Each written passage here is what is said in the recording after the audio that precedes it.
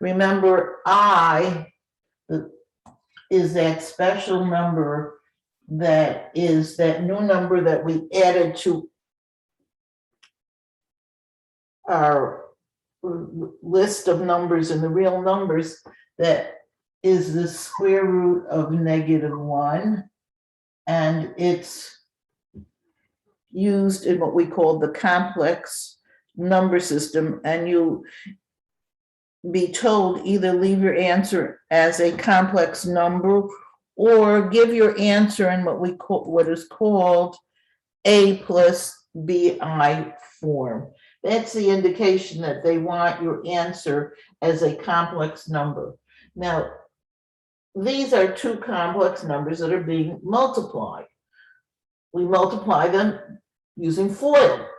Notice they're not conjugates because they're different binomials. So therefore we have to do the whole FOIL. We do first 3 times 2 is 6. Outer is 3 times 6i, which is 18i. Inner is -5i times 2, which is -10i. And -5i times +6i, that's our last, is -30i squared. Don't forget, I times I is I squared. And I squared is the real number -1. Whenever we see an I squared, we replace it by -1. So this becomes -30 times -1, which is a +30.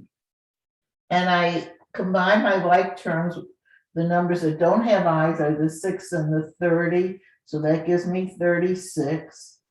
And the imaginary numbers are 18i and -10i, which gives me +8i. And here is my answer in what's called A plus BI form. I see most of the people who did send in the answers. That is the answer that was given. Very good. Excellent. Okay, so now let's look.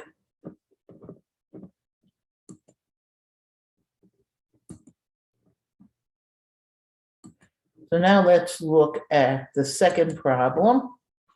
The second problem, this was a multiplication, this is a division.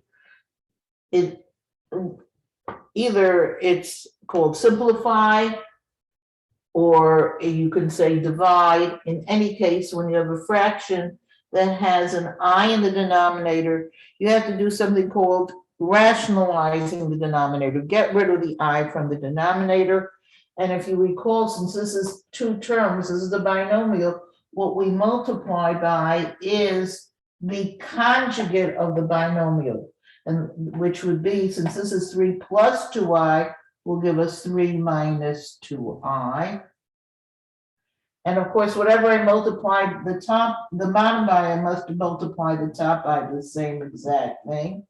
So we're going to be multiplying this fraction by 3 minus 2i over 3 minus 2i.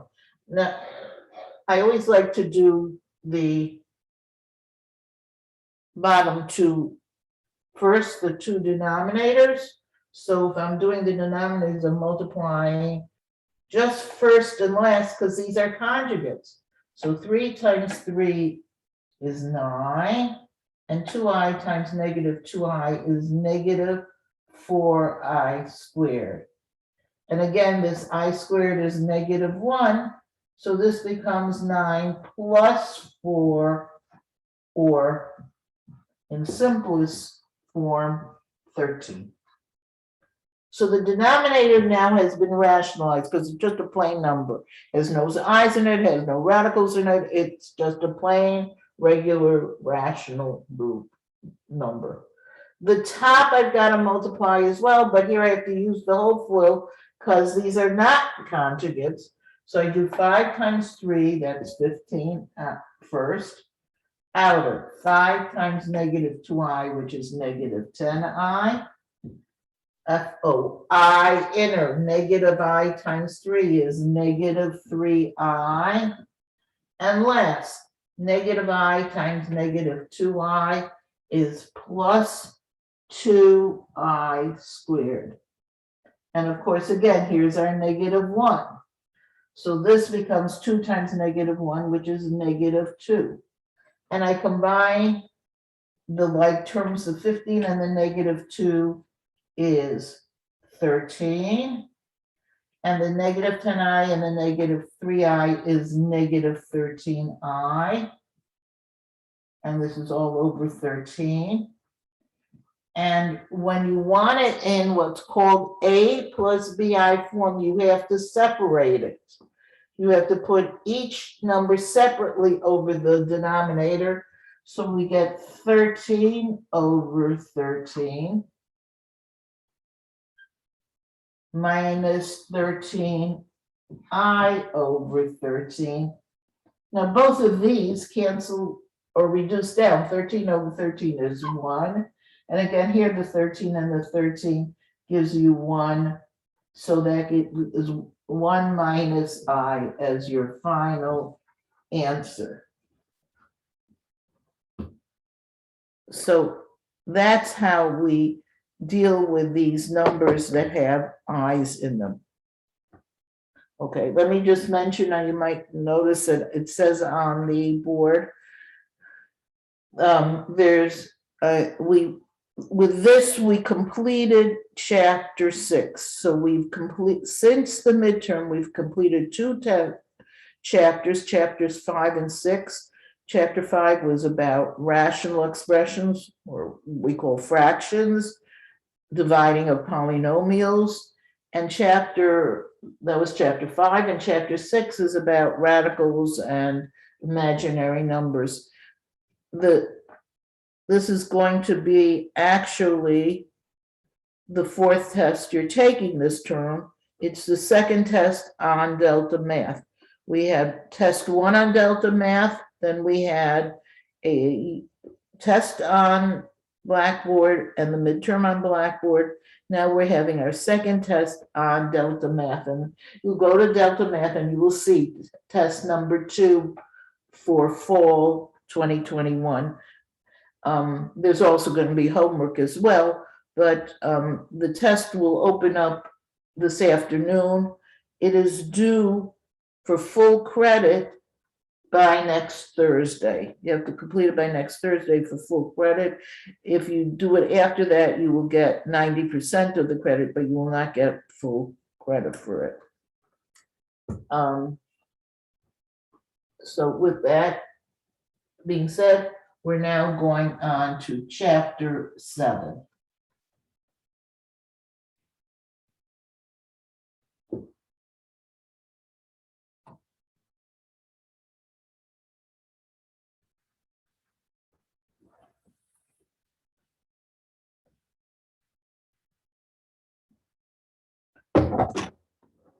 Now, chapter 7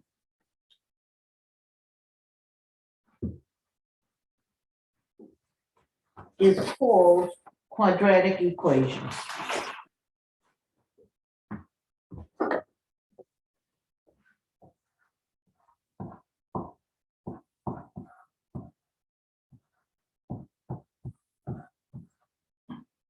And the first thing you're going to tell me, I'm sure, is that, hey, we already did quadratic equations.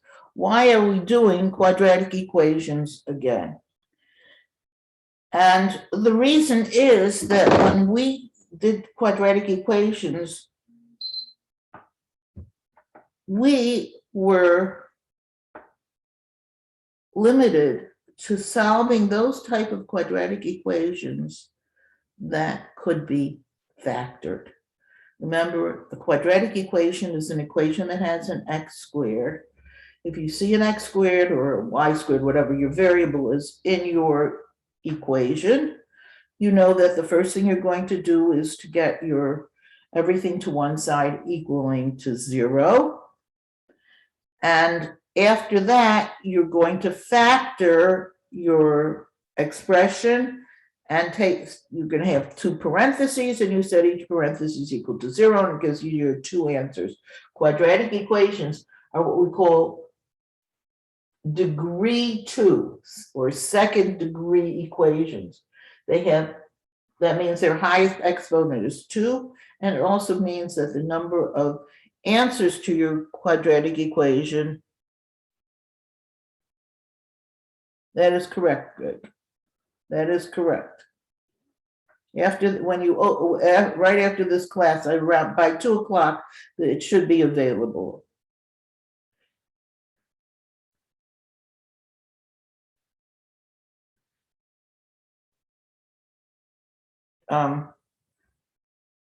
So we recognize that we have a quadratic equation, we put it equal to 0, we factor it and set each factor equal to 0, and we get our 2 answers. I am now going to be showing you a different method that can be used to solve quadratic equations. It has the advantage that you're not limited only to those that can be factored. It's not a factoring method, so therefore you don't need to do factoring. So if you don't like to do factoring, or you sometimes find factoring hard, or the problem is simply not factorable, you still have a method. Now, the method I'm going to be teaching you today is something called completing the squared.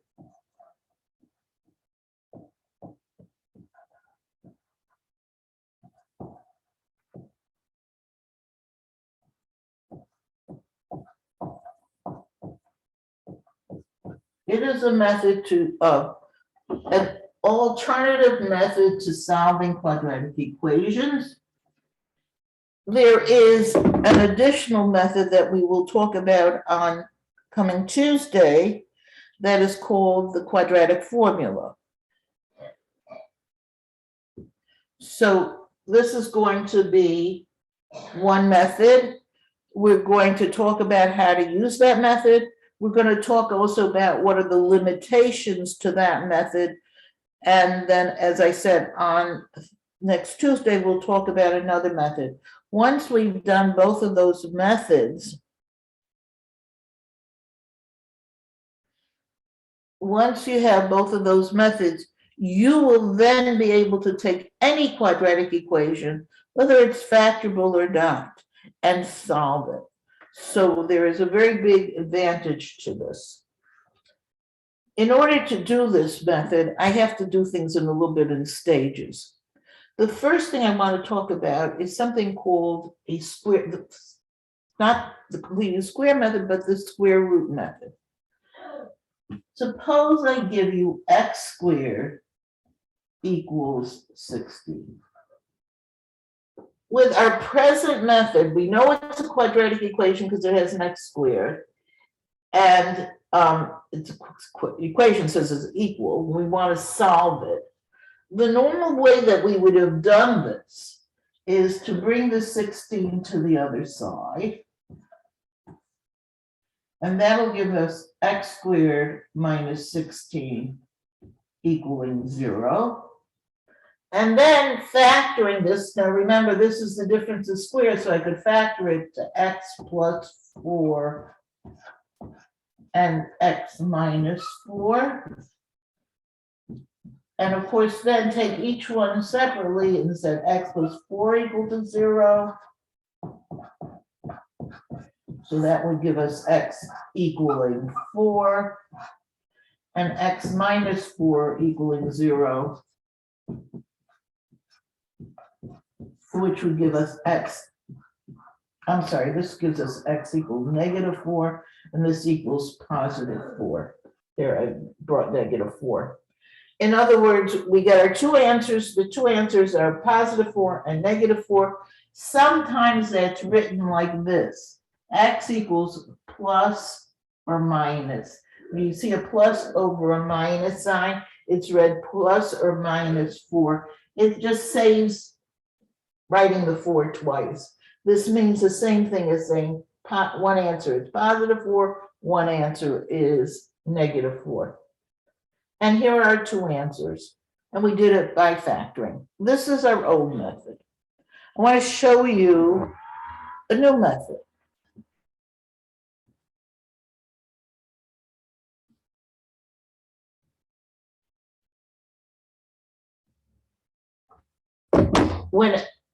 Whenever I have this type of situation where x squared equaling a number, there's no x term here. There's only, it's what's called an incomplete quadratic equation, because you don't have really three terms, you're only going to have two terms. You can use this method. What you do is, just think about it. I'm saying that x squared equals 16. Isn't it obvious if we're squaring a number and we're getting 16, the answer should be 4. Except don't forget, one answer should be 4, but there's also another answer, the -4, because when you do 4 times 4, you get 16, and when you get -4 times -4, you also get 16. In other words, what we did is we did x equals plus or minus the square root of 16. The square root of 16 was 4. It's an obvious thing. If we know that x squared equals a number, it makes sense that the x should be the square root of that number. This is what's called the square root method.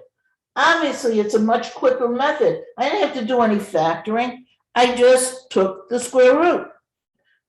Remembering that I have to do plus or minus. That's the only thing that you must remember, because you have to get the two answers. And this method can be used even if we have something that's not a perfect square and we couldn't factor it. For example, if I had given you x squared plus 9 equaling to 0 as your equation. Again, it's an incomplete quadratic equation because it doesn't have any x term. This is not factorable. Why? Even though this is a perfect square and this is a perfect square, it has a plus in between them. This is not factorable. It's not the difference of squares, but I can still solve it by this method that I just showed you. Bring the 9 to the other side, which will give me x squared equals -9. And then take the square root of both sides. So on the x squared side, I'll get x equals plus or minus the square root of -9. Just like we did before. If x squared equals -9, x would be either the positive square root or the negative square root of this number -9. Now, -9 is, before we had last Tuesday's lesson, we would have said, well, you can't do that. But now we know you could do it if your answer can be a complex number. Because this really is the square root of 9 times the square root of -1, which is, this is my 3, and this is I. In other words, my answer is plus or minus 3i. Here's your answer. You could either write it separately as 3i and -3i, or in the shorthand way, plus or minus 3i. So here's an example that couldn't have been factored, but can still be solved using the square root method. Let's say I had given you something like this.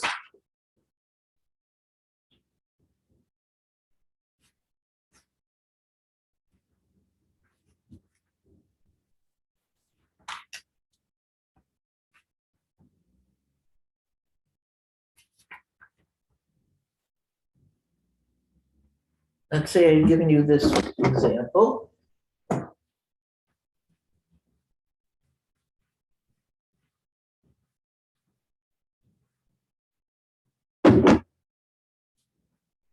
Two x squared minus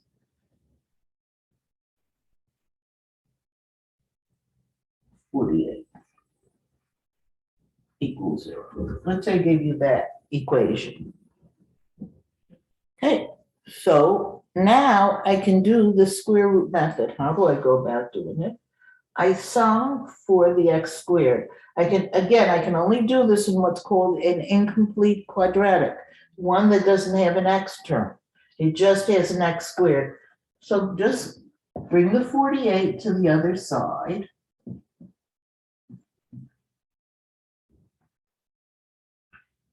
That'll give us 2x squared equals 48. And then divide by 2. You're solving for x squared, you're not solving for x. But once you got the x squared all by itself, you can then use the square root method, taking the square root of both sides. So this will give you x equals plus or minus the square root of 24. Now, just like we did before, we want to simplify the radical. If we can, we try and simplify it. And we know that the square root of 24 can be broken up into 4 and 6. And the square root of 4 is 2. So my final answer becomes plus or minus 2 radical 6. In other words, we now use what we learned in chapter 6 to simplify the radical. Okay, I'm going to give you one to try right now. And then we'll go on further. But while you're trying it, I'm going to be taking attendance. So let's look at this problem.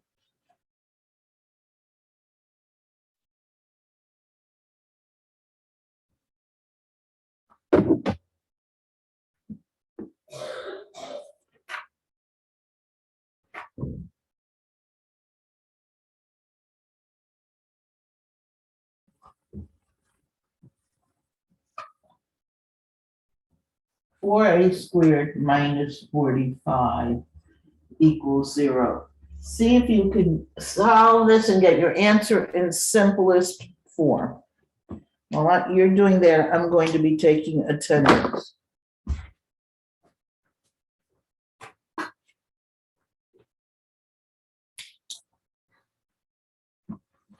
Maury O. Robbery. Maury here. Chelsea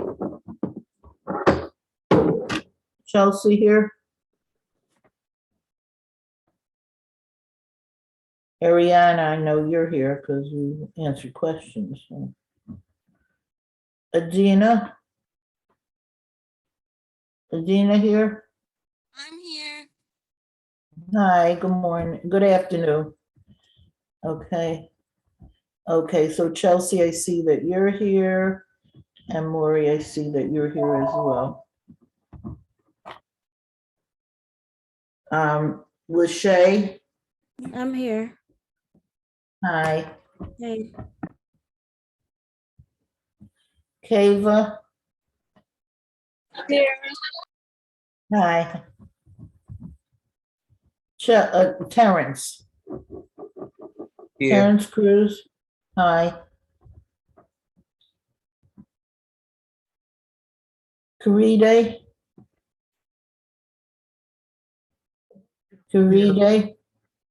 Hi. Kizia?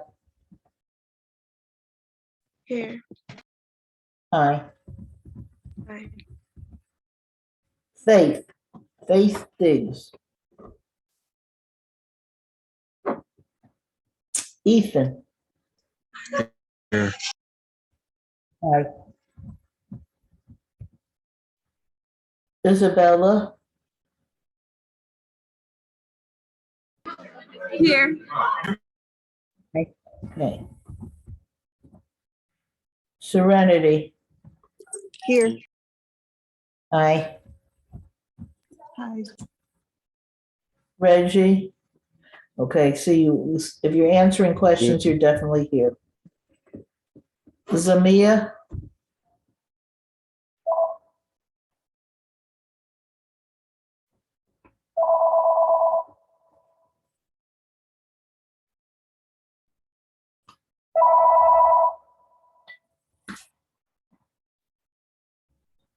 Brandon? Michaela, Here. hi. Seraphine. Seraphine. Marissa. Renee. I know you were here because, hi. Sky, Here. hi. Hello. Jaden Roberts. Kennedy. Felicia. Hi.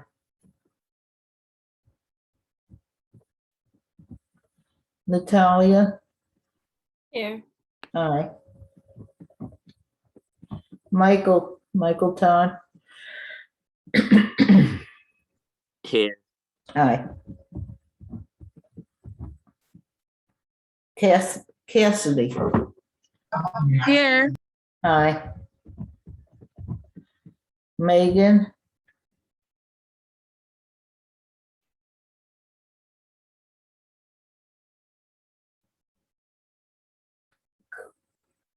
Kalia.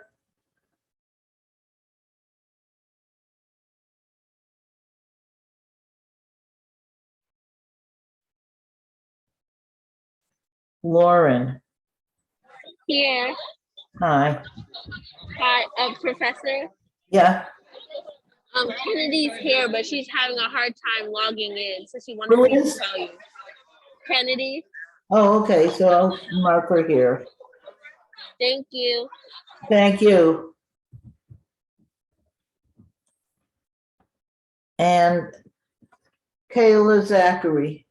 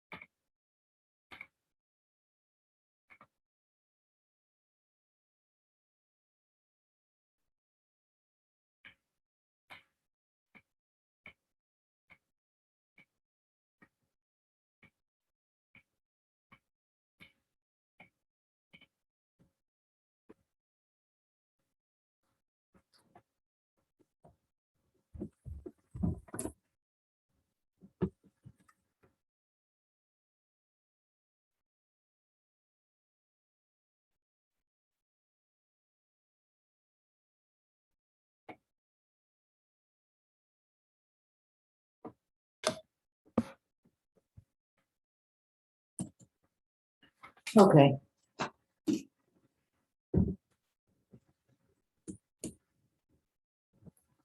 I see some people have given me answers, so let's do this together and see if we come up with a good answer.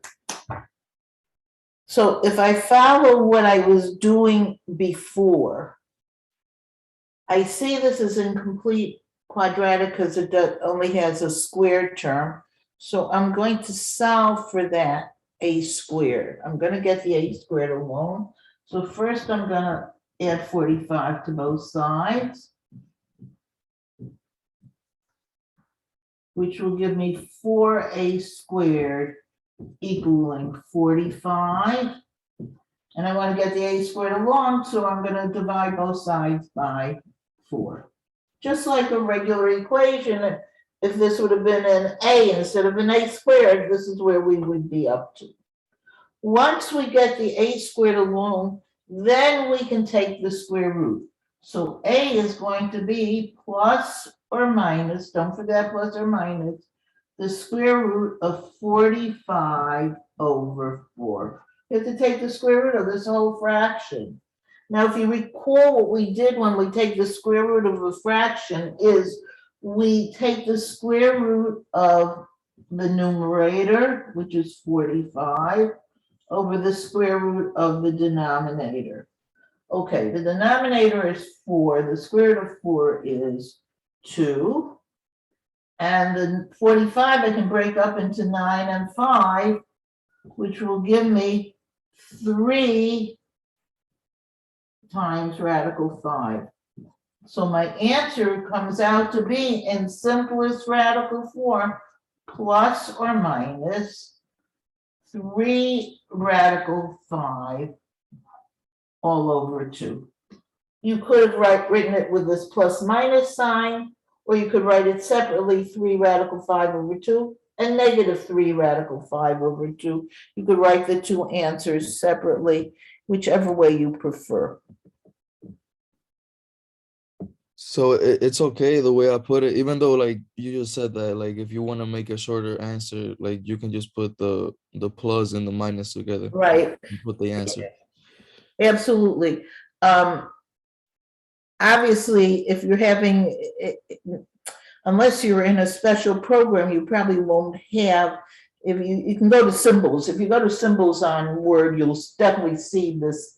This is one of the symbols that they give you. But if you're writing it, it just saves time, but it's not wrong to write it separately as 2 separate answers. It's definitely correct. All right. All right. Okay, and Kayla, I did see you now. I didn't hear you call, but I did. I put you. Okay. So let's go on with this.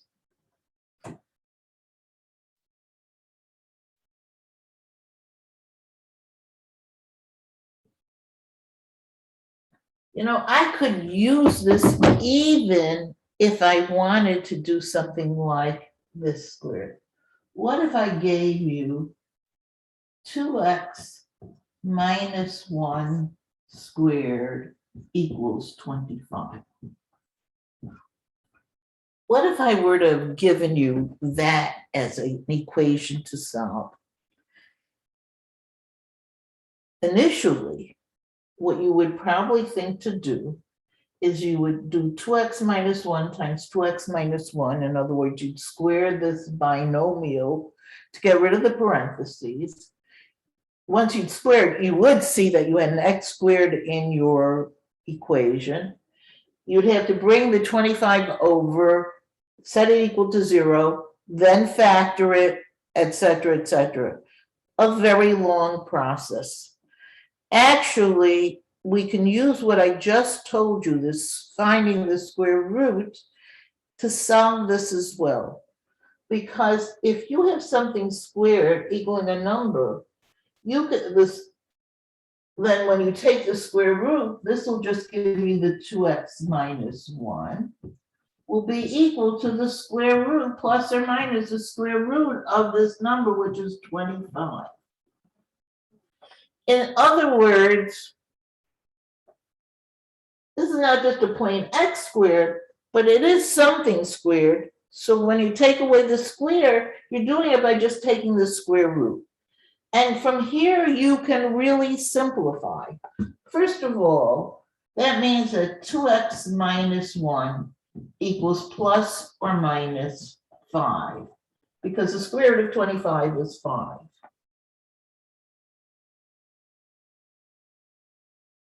Now, I don't want what 2x minus 1 is. I want to figure out what x is. So the first thing is to get the 1 to the other side. And you're going to see I'm going to do it using this plus minus symbol. This will mean that the 2x is equal to the 1 that we had that we brought over, and I always put it in front. 1 plus or minus 5. Notice I just added 1. I added 1. I just put it in the front. Anything that I bring over, I put in the front, whether it's positive or negative, I put it in front of the plus minus symbol. And then, of course, I'd have to divide everything by 2. Now, since these are all regular numbers, they're not square roots, they're not i's, I can do more with this. I break it up into 2 parts. One is going to be 1 plus 5 divided by 2, which will be 6 divided by 2, because 1 plus 5 is 6, which gives us 3. And the other answer is 1 minus 5 divided by 2, which gives us -4 over 2, which is -2. And using the square root method, it gives me my 2 answers of 3 and -2 without even having to do any factoring at all, by just taking the square roots. Again, when I take the square roots, don't forget you are going to have to do plus or minus. You could do it separately. You could say 2x minus 1 equals the square root of 25, 2x minus 1 equals negative the square root of 25. As I said, I find this more efficient. Once I get to this stage, though, I have to separate it because I can combine them. I can combine them. I can combine the one with the 5 and get 6, and the one with a -5 and get -4, so that my final answers came out to be 3 and -2. Okay, let me give you one to try like this.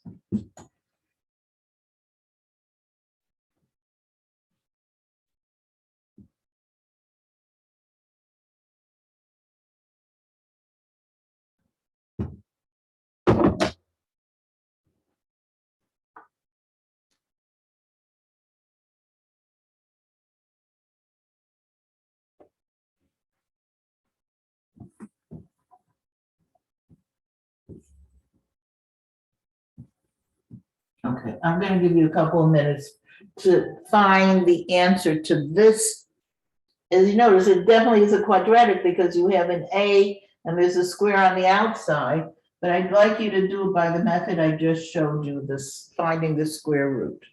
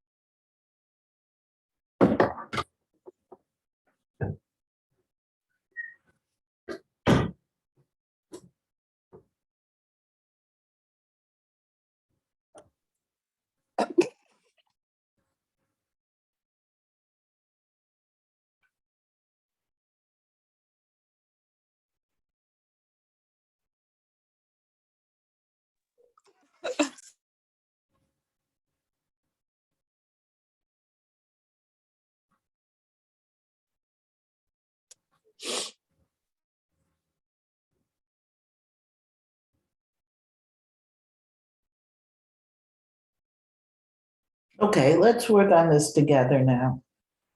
Again, I'm not removing the parentheses. I'm not removing the parentheses by squaring this, by multiplying by itself. I'm going to go right away because I have something squared equaling a number.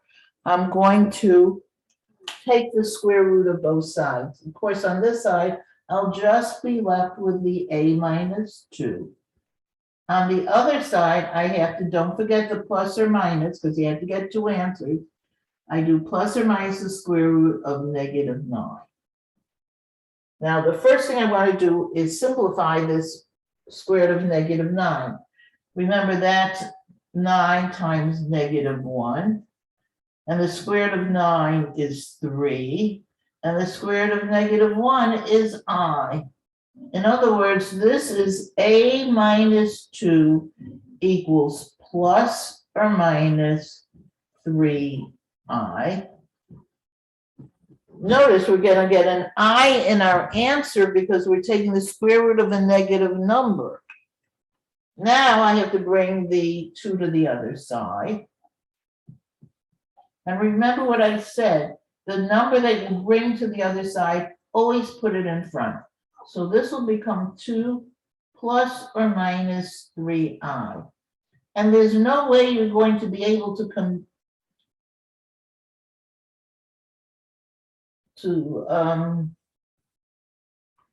add or subtract the 2 and the 3i. You can't combine them because they're not like terms. This is a real number, this is an imaginary number.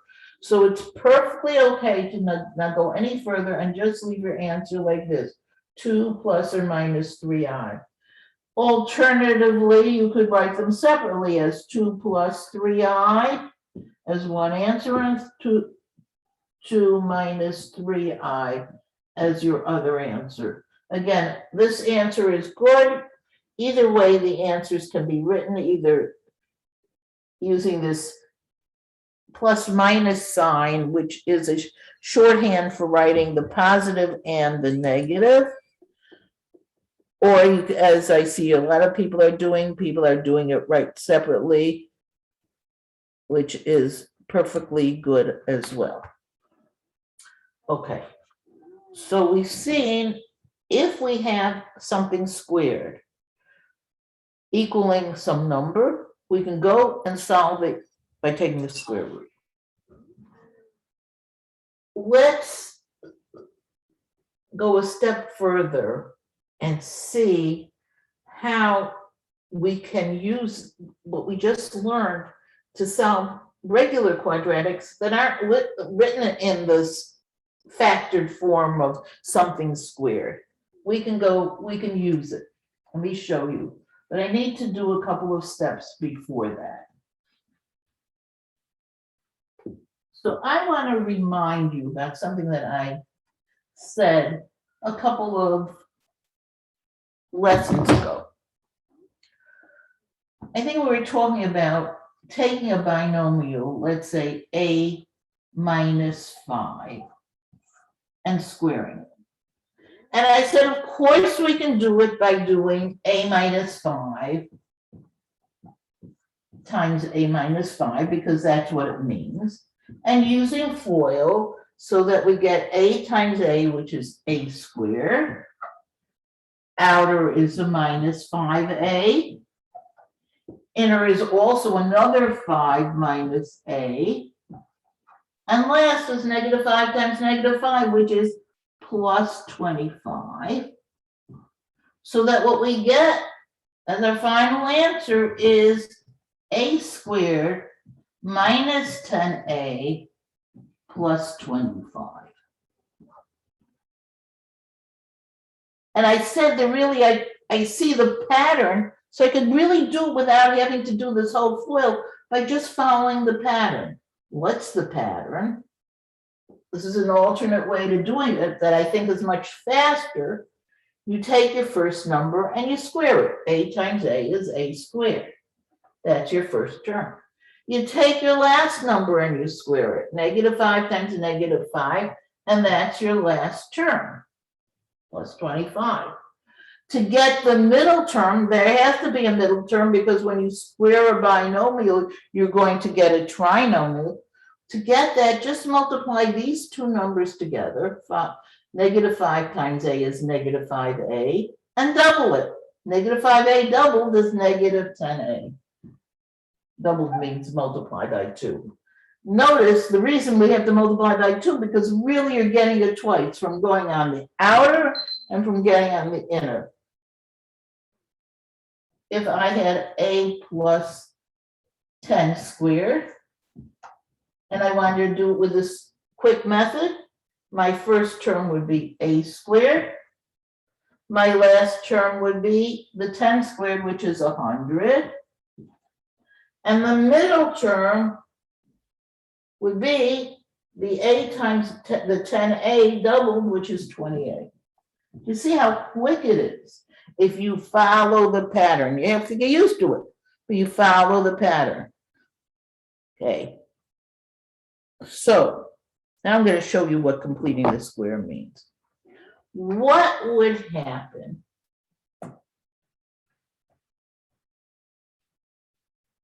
if I gave you an expression that looks like this?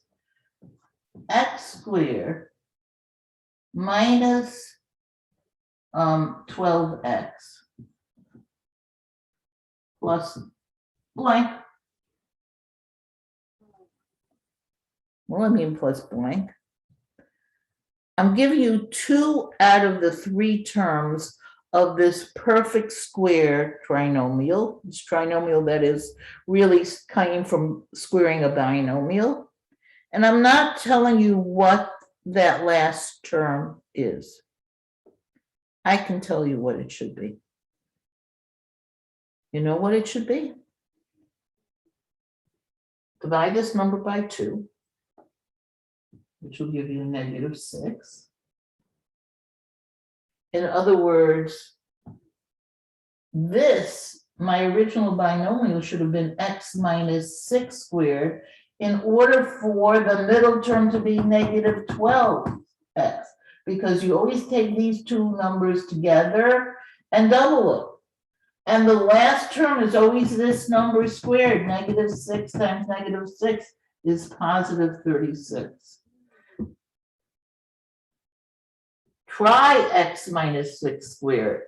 Do FOIL on it. You forget x squared minus 12x was 36. What if I gave you x squared plus 8x? And again, think, what number would have to be in our parentheses with the x? And what number would complete the square? Do you understand why it's called completing a square? Because we're missing a number, we're adding in a number to make it a perfect square. I want you to think, what number should we put over here?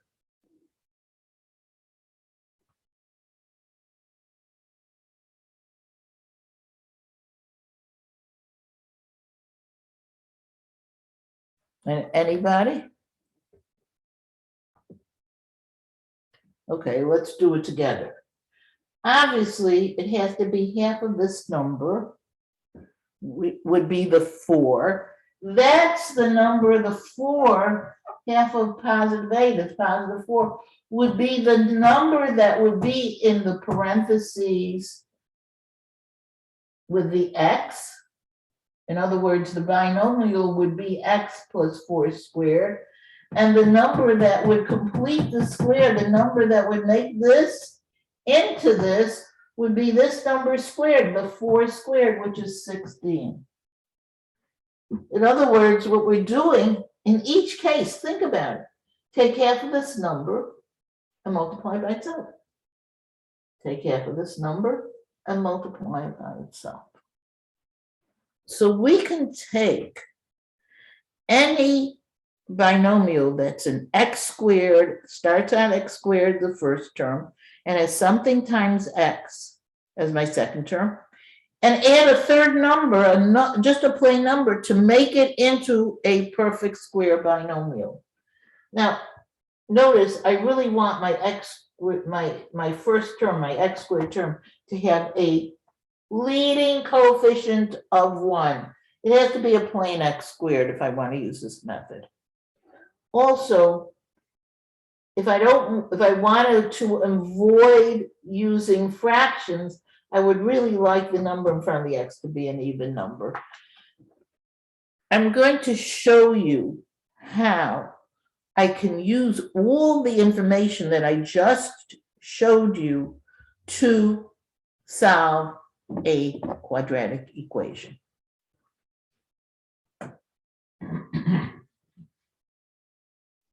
And again, this method totally does not use factoring. So if you don't like the factor, this is a good method for you to use.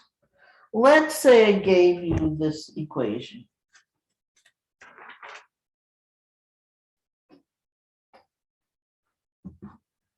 X squared minus 2x plus 5 equals 0. I'm taking all the pieces that we were talking about until now and putting them all together. This actually, obviously, is a quadratic equation because it has an x squared. It's not factorable because if you think about it, the AC is 1 times 5, which is 5. I need two numbers that would multiply to 5. The B is -2, but combined to -2. The only numbers that multiply to 5 are 1 and 5. That'll either give you, it'll either be +6 or -6 will give you +5, but you'll never get just 2. It's not factorable. Okay. So even if we wanted to factor, we can't use factoring in this case. Here's the whole series of steps that you have to do to complete the square. The first step is you only want to have the x terms on the left side. Any number has to be brought to the other side. This is different than what we've done all along with quadratic equations, because when we had quadratic equations until now, we always wanted to get them equal to 0. But in this case, when we're using this completing the square method, we only want the x squared and the x term on the left side. On the right side, we want any of the numbers. So if you notice, I also left a space here, a blank space. Why did I leave a blank space? Because now I want to complete the square on these two terms, x squared minus 2x. Now let's get this straight. We want to put a number over here that will make this a binomial squared. So we know what's going to be in the parentheses is going to be x. And then remember, it's half of this number, because the way we got this number is we doubled something, so to get back to it, we have to divide it by 2. In other words, it would be x minus 1. That will have to be in our parentheses. And the number that I would have to add to make this into this binomial squared would be the -1 squared, -1 times -1. In other words, x squared minus 2x plus 1 is x minus 1 squared. Again, how do we do it? To find what goes in the parentheses, we just take half of this number. To find the number that we have to add, we just square that number, -1 times -1. Now, obviously, I can't just add arbitrarily a 1 to this side of the equation unless I add 1 to the other side as well. As long as I add the exact same thing to both sides of the equation, I'm not changing my equation. I'm keeping it balanced. So it turns out this x minus 1 squared is equal to -5 plus 1, which is -4.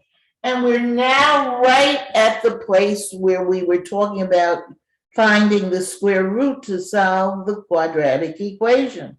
Now I can just take the square root of the x minus 1 squared, which will give me x minus 1. And it'll be plus or minus the square root of -4, this number on the other side.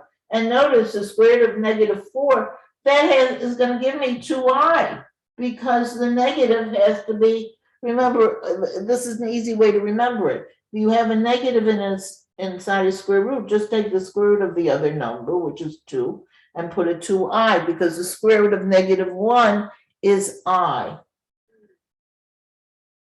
And then just bring the 1 to the, from the, over here to the other side, so that your final answer becomes x equals 1 plus or minus 2i.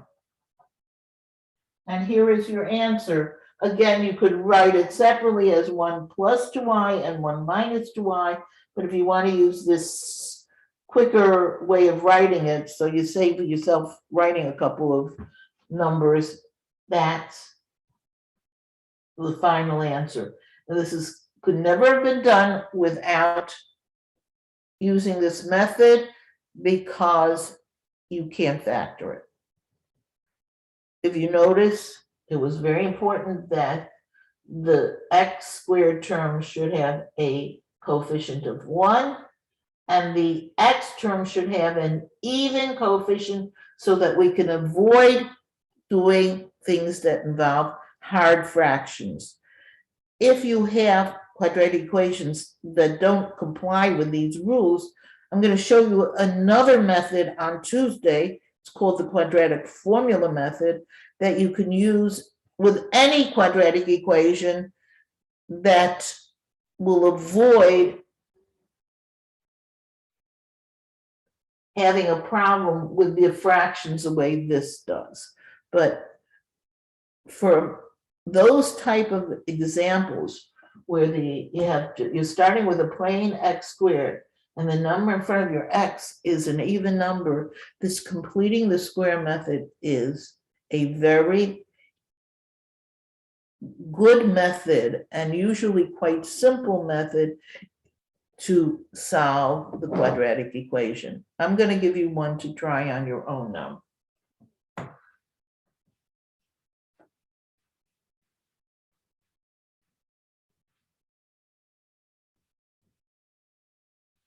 Let's say I gave you this example.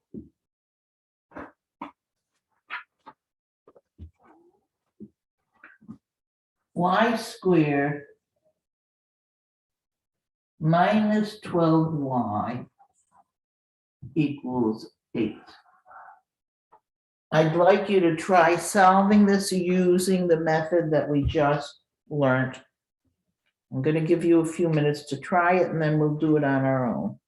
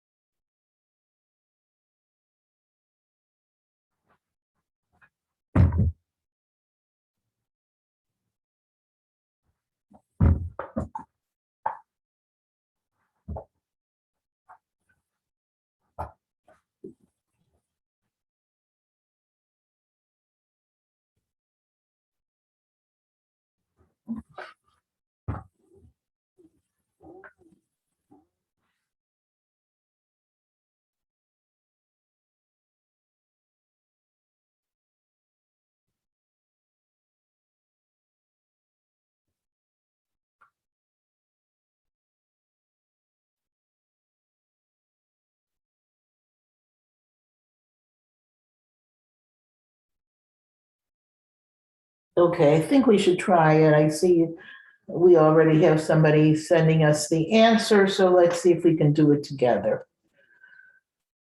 If you notice, I set it up so had the space here, because if I want to use the completing the square method, I want to make sure that just the variables are on the left side and the numbers are on the right side, which we have.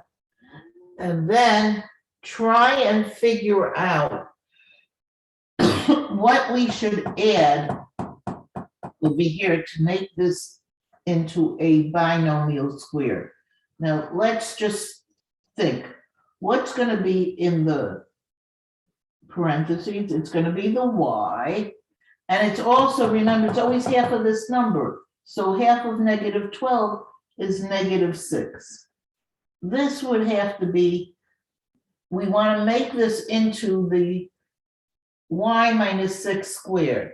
So what we have to have as the third term over here is the -6 squared. Now, -6 times -6 is plus 36. So what I have to add to complete the square is half of this number, -6, to multiply by itself, which is 36. Now, of course, since I've added the 36 on this side, I better add the 36 on the other side to maintain my balance. So now this expression, this trinomial, is the y minus 6 squared. Notice we pushed it, we added something that made it a perfect square binomial. On the other side, what we're left with is 8 plus 36, which is 44. And now we can take the square root of both sides. So we get y minus 6 on the left side. And on the right side, we get plus or minus the square root of 44. Now, I like to simplify my radicals if I can, and I see that this could be broken down into 4 and 11, and the square root of 4 is 2. So it turns out that my y is equal to, my y minus 6 is equal to plus or minus 2 radical 11. And to finish this off, I just have to bring this 6 to the other side. Remember, the number that I bring to the other side, I always put in the front, so that I get y equals 6 plus or minus 2 radical 11. And it's perfectly fine to leave it like this. You can again separate it and write it as 6 plus 2 radical 11 and 6 minus 2 radical 11. You can't combine these because this is a regular number, and this is a radical, this is an irrational number. So you have to leave them separate. If you want, you could just write each one separately, 6 plus 2 radical 11 and 6 minus 2 radical 11. I see, Reggie, that you actually then factored it. It's good, but you don't have to do that. You could have left it. That's even more simplified than necessary. Very good. So what have we discovered? We've discovered that if we have a quadratic equation where the number, the variable squared starts off with a 1. In other words, the coefficient of our squared term is 1, and the coefficient of our regular term, the regular y or x, whatever the variable is even, then it's very easy to use this completing the square method to solve that quadratic equation. Now, if this would have been a 13, it would have been much harder, because when I divide 13 by 2, I would have gotten 6.5, and I'd start getting fractions and decimals. Then it's better to use a different method, the method that we're going to be talking about on Tuesday, which is the quadratic formula method. The quadratic formula has the distinct characteristic that any quadratic equation, no matter what kind of situation it is, whether it's a x squared or a 5x squared, whether the number in front of the x is 10 or 37.2. You can always solve an equation using quadratic formula. Sometimes it gets a little harder because the numbers are harder, but that's what we're going to be talking about on Tuesday. Don't forget that test number 2 for Delta on Delta Math, which is going to say test number 2 for fall 2021 will be available on Delta Math, I'd say by 2 o'clock. And the latest, if you want full credit that you should do it by, is by next Thursday morning. Again, anything that's on Delta Math can be given, you are able to do it until the end of the term, until I think December 17th. But of course, then there is a penalty. You don't get full credit, you get 90% of the credit. So you should do it, but it's better to do things on time. Okay, everybody have a nice weekend. And if you have time, do this test so you don't live. Have a good day, Professor. Ariana, how can I help you? So I just wanted to ask if you could send, like you said that you like totaled up the grade that we have so far, like how we're doing, and that you sent it Right. out. But could you send it to a different email? Can I show Yeah, you? just, you know what, just email me can you send me an email Okay. and with your email address, and then I'll just respond on that email. All right. Thank you. Have a Okay, good day. bye-bye.